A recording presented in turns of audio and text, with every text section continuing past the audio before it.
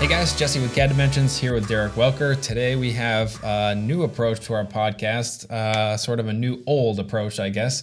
You had this idea, 3 years ago, and it's finally kind of coming to fruition? Probably. You know, we do a lot of training here, and we always teach students how to use specific tools, but then how to actually use them in conjunction with others and when to think of them was something that I wanted to see if there was a way where we could do this. So I came to you and I said, well, why don't we just grab a part? We'll both design it. Hopefully we design it differently, which we know for sure that we did. And we'll just see if we can teach you guys some things on how the approach that we take to learn. I think it's also interesting, like if you model something and I look over your shoulder, I'd be like, hey, I wouldn't have done it that way, but that's nice to know. So hopefully you guys get that same thing here. Exactly. So the model that we're working with today, screwdriver, that was the first idea that you had to model up, so that's what we went with. Of course, we had to go with something crazy complicated, so that's what we did. We got a ratcheting screwdriver. We have no affiliation with Milwaukee. I bought the screwdriver, so it's Milwaukee because I like Milwaukee tools. It's not sponsored? Not sponsored. Yeah, it's crazy to think such a simple screwdriver. We're like, yeah, we'll do a screwdriver. It can't be that difficult. Yeah, it's that difficult. There were some head scratchers in here. Yeah. So let's roll the intro so you guys can get a look at this Milwaukee screwdriver a little bit more in depth, and then we'll get into it.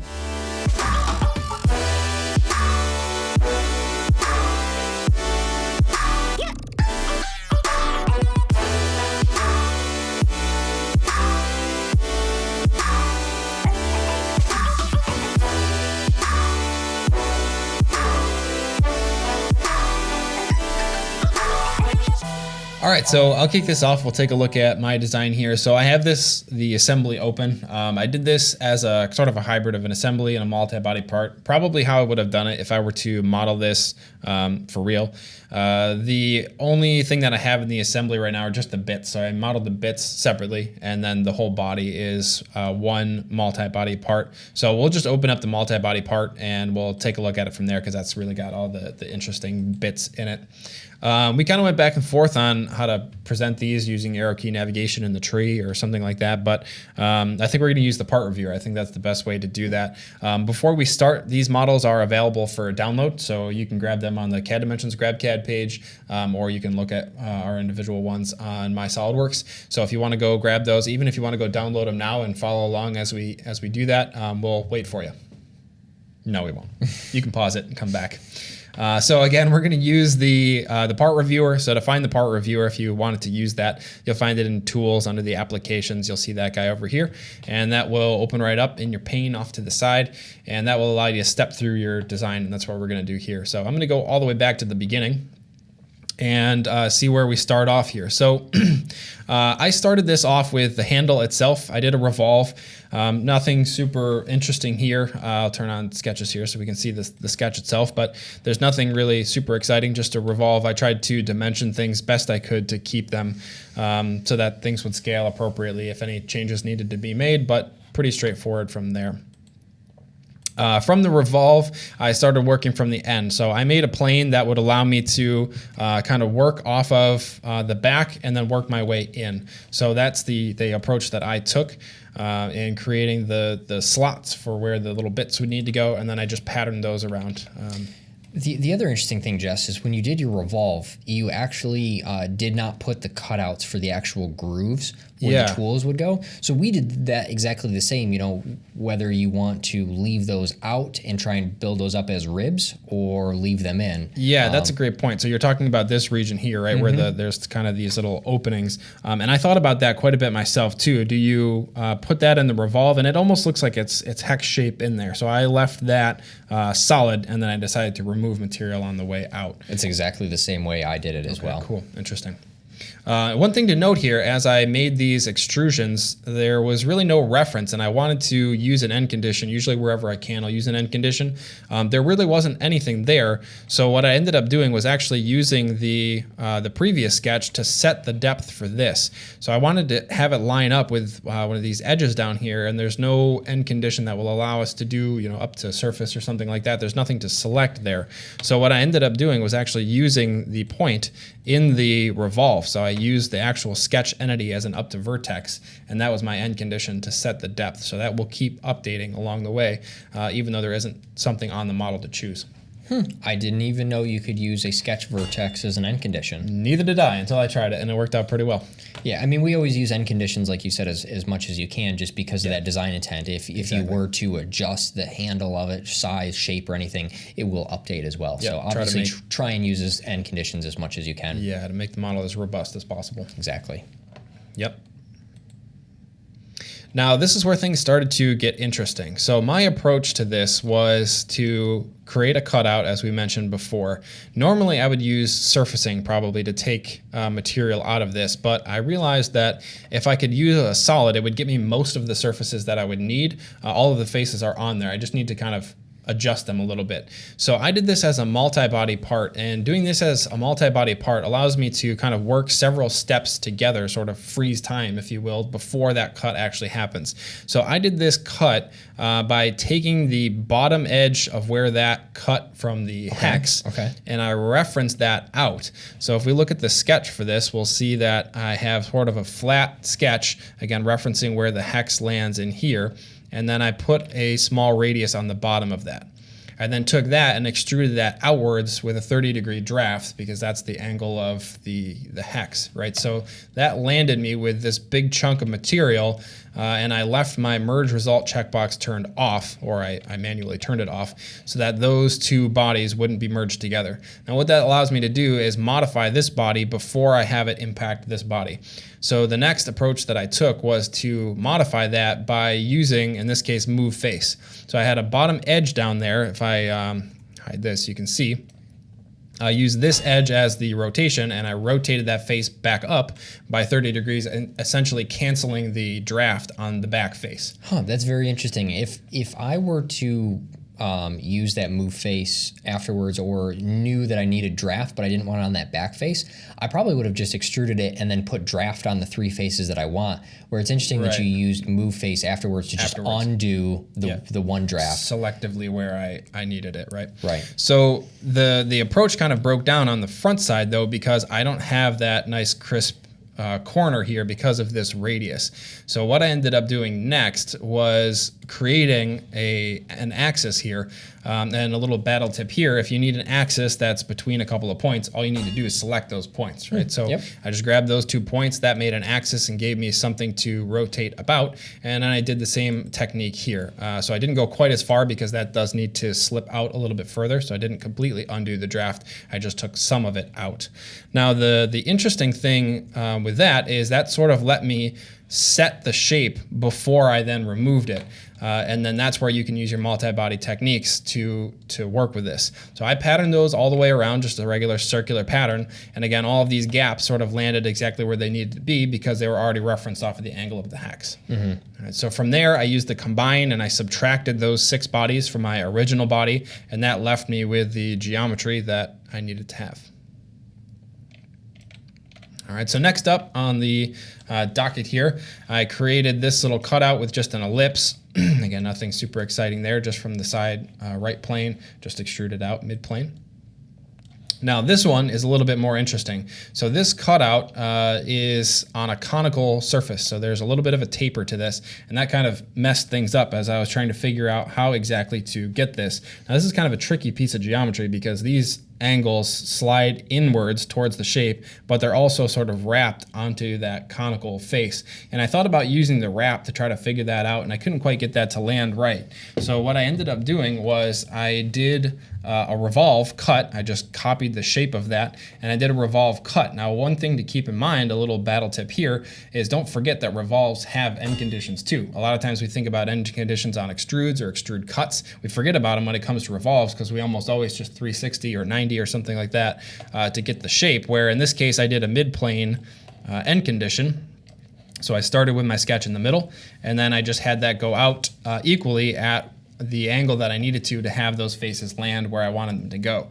Now that wasn't quite the full story, because that lands those flat and not angled. So I went back to my trusty little friend here, the move face, and I rotated those faces in about that edge, right, to get those angled in the way that they need to be.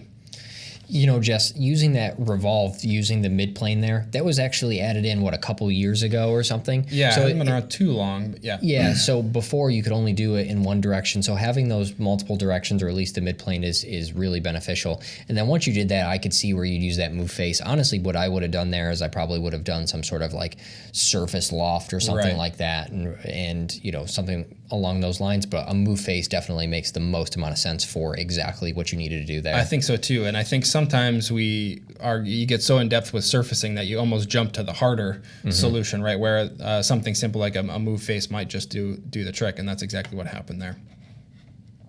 All right, so once I got that set, then I started to move up to the handle section. So I put a plane in the middle of where this handle section would be, and that was to create the little rib sections that come along here. So what I ended up doing with this shape is I ended up sweeping these, and I'll be curious to see what you did for these, because this didn't quite give me, I think, the geometry that it should be, but it was a relatively easy way to produce it. So you can see they kind of intersect a little bit strangely here. These should be flat, I think. But the way that I approached this was I created a sketch. And the interesting thing about this that you'll note here, another little battle tip, is that the sketch is not in this at the end. So usually they have to be coincident with the end of your sweep path, right? That's kind of standard practice. You'll notice this isn't, and that is because ever since 2016, we can put that and choose which direction that sweep needs to go. In this case, I went both directions. So if we look in this sweep here, in this case a surface sweep, you'll see that there are some options underneath here for choosing where to go. I wanted to go both directions, and I wanted to be able to find that from the middle because that's the highest part of the peak. So I wanted to make sure that it was intersecting my model all the way down from the highest section, and then sweep both directions. All right, so that bidirectional sweep was awesome when they very added helpful. that in. Yeah, very helpful. It gives you a lot of extra flexibility. So at this point, I have a surface body and I have a solid body that I need to work together. So what I did was I ended up filleting that off just to create the final shape for that. So I just added some fillets to the surface body, and then I patterned that around to get the rest of the ribs. From here, I used my favorite tool in SolidWorks, the intersect tool, and that allowed me to take those surfaces, combine them with the solid, and remove the surfaces all in one step. That's an awesome approach, because when you have surfaces and solids together and you're trying to kind of combine them, there's so many things that you would have to do to get that. You would have to take that surface and either try and turn it into some sort of solid, and then you have to take notice of, you know, those cuts that you have in there for those actual tools. Yeah, exactly. If you turn those surfaces into solid, you got to make sure that you're not going to little fragments in there. Yeah, end up cutting back. Exactly. That intersect tool is just something great to throw in the back of your mind. You know, you wouldn't use it every day, but the moment you're doing any sort of mixed modeling between surfaces and solids, that intersect tool comes so much in handy. Yep. And every time I use the intersect tool, it saves me time over whatever the alternative was. Every single time. So when you need it, it's very handy. And again, the intersect tool, that just looks for regions, right? So I found the hollow and then converted those into solids and combined them in this case. All right, so from here, I just used an offset sketch and I extruded outwards with a draft just to give these a little bit of an angle. I added in a couple fillets just to clean that up. Only thing to note here with the decal is that I put that on as a PNG with an alpha channel, and then I just used the option in the decal to use that alpha channel as the mask. So that cleaned that up. The way you cut out that pocket was similar to how I did it. Kind of the same idea, slightly different approach, and yours I think is far superior than what I did. I'll be curious to see what you did there. Again, I patterned that over to the other side because there's one on each side, and then I just started cleaning things up a little bit, so I added in a radius there. For the blade, I put that in as a surface just so I could easily trim it, and then I thickened it. Nothing too exciting there. I added in some fillets just to finish off the shape, and then I did a one-sided chamfer to sharpen that. I wouldn't have thought to do the chamfer there, but that makes perfect sense. Yeah, it's a lot easier than trying to do like a surface sweep or something to try to clean that up. The chamfer worked well there. Now, this is the part that probably would have driven me to do this as a multi-body part and use the master model technique, and that is I need to match up this bottom piece with this weird surface that I already had created. And trying to figure out where that's going to land, especially offset, is going to be very difficult outside of this environment. Furthermore, I have to line up with this angle to get that conical shape correct. So I find that it's a lot easier sometimes to model something in context and then spit it out using that master model technique if that's what needs to happen. And that's what I did here. And in fact, I used another kind of oddball tool, or a tool that doesn't get used too often, to get this done. So the next step that I did here was to use the indent tool, and I indented this shape into this shape. So you'll see that if I remove this here, you'll see that shape is cut into the other one. So that allows me to take the shape that I had already created and copy it into another body. Now you'll notice there's another little extra piece because of this cutout, which I probably should have done afterwards. So I just deleted that body to get that out of my way. And then I modified this to get what I needed to get. So from here, you'll see that I put in an axis in the middle of the cone, and then I used my move face again to push that off to the side. So I rotated this face about the center of this conical shape to slide that off, right? Because that needs to match up as it rotates, as it clicks back and forth. It needs to match up with the other one. You know, and once you did that indent tool, because I had move face on my mind, I was like, I bet you he's going to move face those it's kind of the edges obvious solution, right? Let me just pull this back a little bit so we can see a little better what we're doing here. So you can see that gap lines up nicely, and again, just rotate it so when that would push over in real life, it would line up. Perfect. I did the same thing on the opposite side, so we'll index forward here. Again, same thing to create that gap over there. Probably could have mirrored something to that effect, but added in some fillets just to clean things up. And then I revolved the bottom piece here.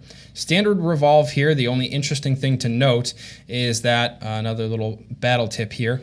On geometry like this, there's a lot of dimensions involved in this. So what I ended up doing was using a fully defined sketch to get all those dimensions, and then I just measured and adjusted them. So that will just work off of a baseline. I actually have that on my mouse gesture, so I swipe down, and that's my fully defined sketch, and then that will drop in all of those dimensions, and then you can just edit, and be on your way. Perfect. That's a great way. I did a slightly different approach, and we'll kind of talk about that as we go through. Interesting. Okay. All right. So from there, I finished off that shape, so just added in a couple little fillets. I used the dome tool to dish off the front side, which is a quick and easy way to scallop that out.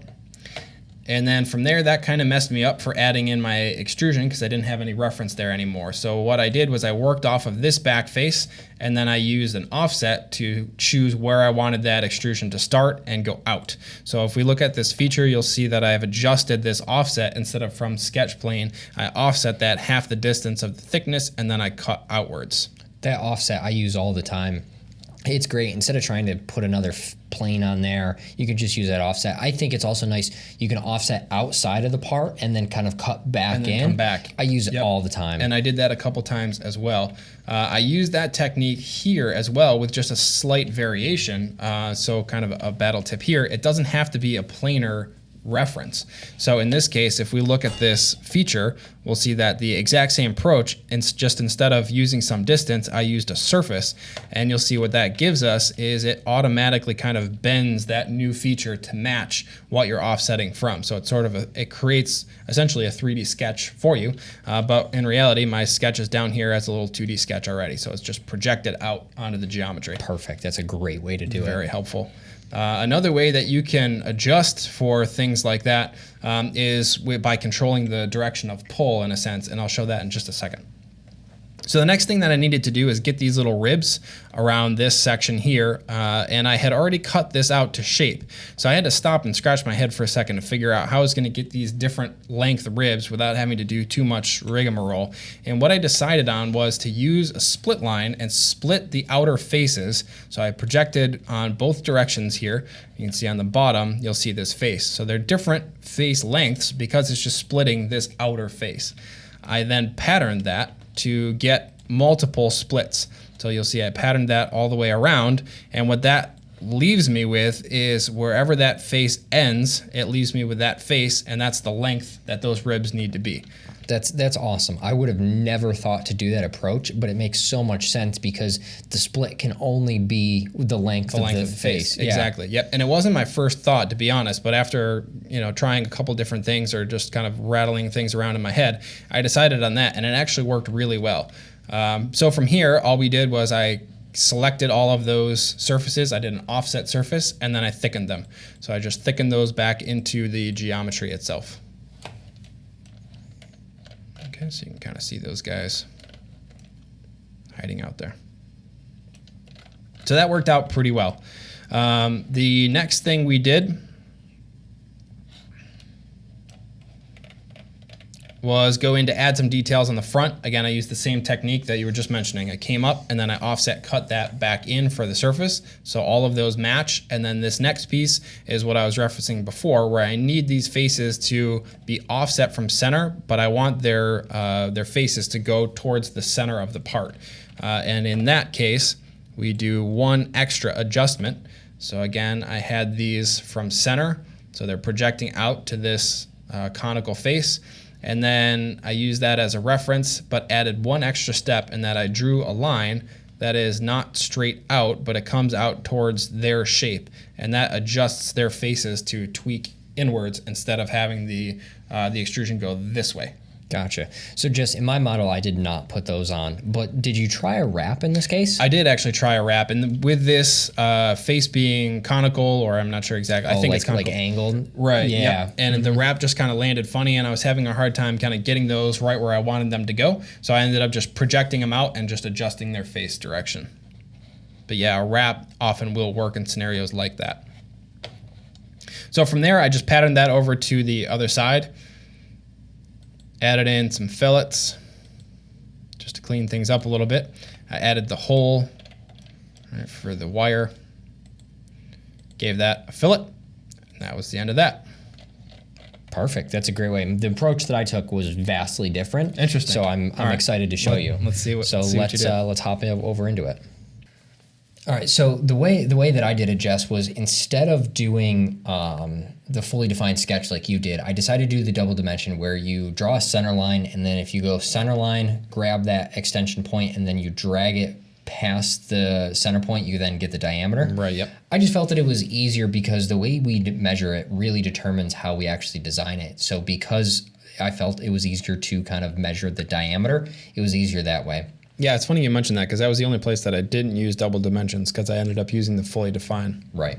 And the other benefit or battle tip to doing this is that once you grab your center line and that extension point or the another line or however it may be, and you do that, the center line stays there. So then all you have to do is start clicking the other edges, yep. and it will automatically give you those diameters because it knows that you're doing everything from the center line.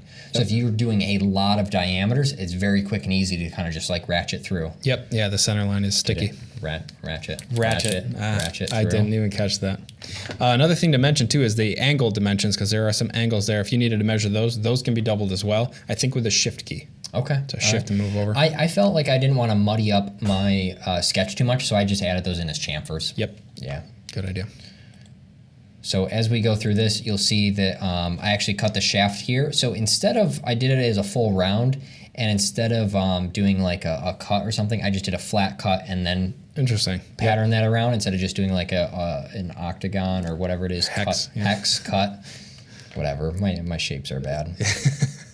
So I added in some chamfers here just to kind of make everything clean. Yep. And then I did do this revolve here at the end like you did. Same style. We already talked about that. Yep. Now, I started by doing the little rib here, and you did a sweep, but I did a revolve instead. Interesting. So I did half of it because I knew I wanted to essentially mirror it over so it's not as thick as yours here. And then I thought that it was going to be easiest in this approach. And you can see on the ends of mine, it is perfectly flat, where yours kind of had that little dimple a little bit. So in this case, this might work a little bit better. Now, if we take a look on these ribs here, they actually kind of drop in at the top and then go back out. Yeah. So I felt like the easiest way to do that was to use a split line. So that's what I did. I used a split line on the very top. So I just drew an arc on like one of the top planes and then did a split line onto that top face to kind of draw it exactly how you need it. And then essentially what I did is I did a surface loft between that edge and then the bottom edge. And then I did a cut with surface and then just deleted the surface out. Okay, yep. So the way you did is you kind of had those angles built into your sweep, which kind of work, but you're kind of almost doing like a guess and check, I feel like. Yeah, the sweep, you get what you get almost. Yeah, essentially. Yeah. So the reason why I felt that this was more accurate was because I was able to precisely measure exactly where that arc was going based on the outside. So I was kind of able to draw it in almost perfectly. So I think in this case, it might have worked a little bit better than what you were doing. Yep, I think I tend to agree. So, and then actually what I did is instead of just mirroring over the feature, I actually split it and then I mirrored the body and then I patterned all the bodies and then I combined them. Interesting. So when we're working with a part that has a lengthy feature tree, we know that patterns take up a lot of real estate, right? They're really taxing on the machine. And rebuild times can be a little bit higher. So whenever I have the chance to pattern or mirror as a body, I absolutely do it. You know, typically we find that body patterns or body mirrors never fail. Yeah, they're very robust. They're really robust because instead of trying to take features and rebuild them in different places, instead of just taking geometry and moving it to that separate place and just putting it there, there's no really possible way it can fail unless there's some other, factors or circumstances. So I went out of my way here to do it as a body and pattern it like that. Yeah, that's interesting. I'd be curious to see the feature statistics on that because you've got an extra split feature to factor in, but then it may be faster. I'd be curious to compare those. Right, because you have the split and the combine afterwards. So you're adding in two extra features. So does that really combat it? I just find that it's more robust. I mean, it'd be interesting to take a look at the feature statistics as well. Then I added in a plane that was just essentially an offset from like my top plane here to add in a surface. So I added in a surface plane that was slightly below, and then I created a ruled surface up to cut out that. So what you did that extrude with the draft. So I had a similar approach here, except I did surfaces where the approach you did made way more sense. Yeah, a little cleaner. Yeah, the only problem that I had was that when I created that plane, I didn't necessarily know exactly where to put it. So I was kind of playing around with the distance from that top plane because it is very difficult to measure. Yeah, there's really no way to get. I just kind of guessed on mine too. As well. Yeah, that's exactly what I thought. Let's zoom in a little bit more here. And then I deleted out the surface, right? Because we got to factor in those when we're working with surfaces. Now, what I did here was I cut it out. And I didn't add in that little arc like what you did. So if we take a look at the sketch that I used to create it, I actually did it from the back and kind of measured it like that. And I drew in my center lines to identify all my angles and all of that. So where you just relied on the draft to set your angles, I drew it all in. Now we have to get this little arc portion here. And you did that by putting the arc in and then drafting it out. I was kind of stumbled as to what to do here, and I kind of reverted back to the same way that I did those ribs on the handle, was I did a split line. Started from the top, did a split line down. Same approach here. I did a surface loft from this top edge to the bottom edge, and then I used these edges here as guides, and then I did a cut with surface. Actually, I did a replace face. Replace face, another one, Another one, and then deleted that out. So you used move face a lot. I use replace face. In most of my scenarios. So when I did the handle, I used a replace face on that edge instead of a cut with surface, and I did a replace face here as well. Interesting, Yeah, replace face is a great tool to keep in mind as well. Yeah, I rarely ever use it except in scenarios like this where there's one face that needs to get modified. Exactly. Grabbed some fillets, added those in there just to kind of clean it up a little bit, and then pattern that around. All right, so the next step I did here was a split line. So I actually didn't create all the ratcheting mechanisms like you did, but that's how I did that. So then I just did a basic extrude for the little ribs in there, added some chamfers on the end, and then just pattern that around. So that was the way you did it with the split line was ingenious, and I would have never thought to do that. But this is just how I did, these basic. Yeah, basic and I mean, if I was here without having those cutouts, I would have done that too. It just was at the point that I already had it cut. I had to come up with some way to fix it, basically. Mm-hmm. Yeah, so then the next thing I did was created a plane here at the very end to create the cut sweep for the actual bit. Okay. So if you've never done this before, you basically take a triangle for a bit, and then you do a sweep here. So we'll take a look at the sketch. You can see it's essentially just an arc, and you'll have to play around with essentially the radius of it. For how deep it goes in, and then also where that lines up. Yeah, how far it comes out. Right, and you do have to kind of go outside of the geometry a little bit so that it doesn't stop and leave you like a fragment right at the very end. So I always try and go a little bit past through. I do too. I did this exactly the same way. In certain scenarios, you can use that align with end faces checkbox to get that cleaned up. But in a situation like this, I always just go right on past. Mm-hmm. Yeah, absolutely. And then I just patterned it around, and then the last thing that I did was I had to cut out the spots for the tools. Now, you did it the opposite way and went in. I felt like it was going to be too difficult to measure that way, so I did it like this. So let me split this off, or section view right where I had it, and then let's take a look at the actual sketch itself to kind of show you what I was looking at here.